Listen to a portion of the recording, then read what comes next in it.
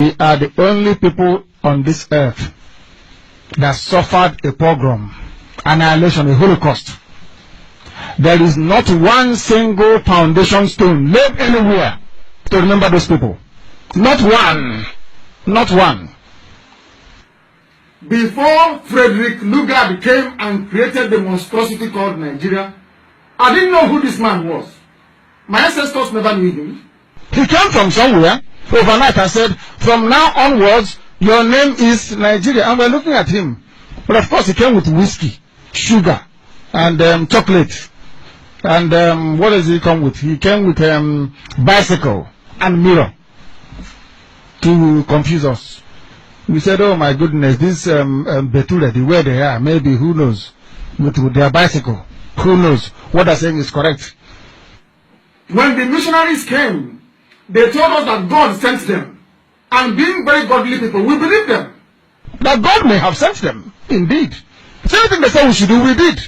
Believing that God sent them. We didn't know it's just the palm oil, the palm kernel, the cocoa, and the oil they are taking. They said that God sent us from, there is a Monsignor of Catholic Church, that God sent them.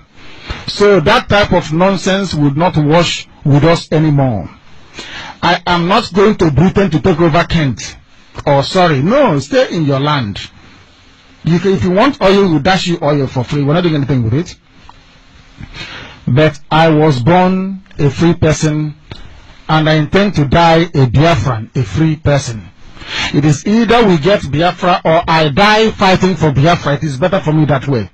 But a life of slavery in Ireland, a life of slavery in Britain, a life of slavery in Germany, a life of abundance, stupidity, and hopelessness in America is not for me. Mr. Director, sir, I have another question. My question is this. Your organization, is this all about leading people to death or actualizing the state of Biafra? Without death, you cannot have life. And seeing the political equation emerging in Nigeria at the moment, does your supposed coming Republic of Biafra include the Southern people? There is nobody called South. You've read geography. Where in geography, in the cardinal points, you have South before?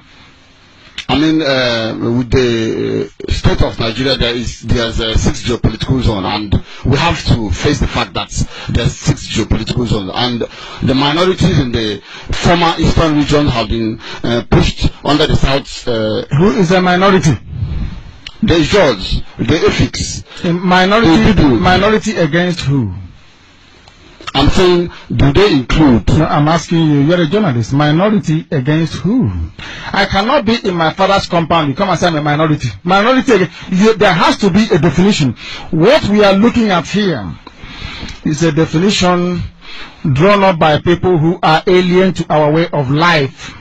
I have said it before. I said it last night and I will repeat it. The word Jew is what is called a corrupted version of Judah. In Israel, Judah is only but one tribe. But the name Judah took over everybody else.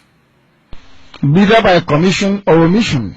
Do you believe I need to answer your questions. You come to your question. We can stay here till tomorrow morning. We're not going anywhere. Jews took over. It doesn't mean that the other tribes are not there, like Benjamin and all the rest of them. They are still there. But the Jew took over. Nobody has been able to disprove. The people of John, Efik, Ibibio, and Igbo people are from one family. Nobody has disproved it. They are one people. All this minority report was brought by the British. The British gave us a minority. Do you know the reason why?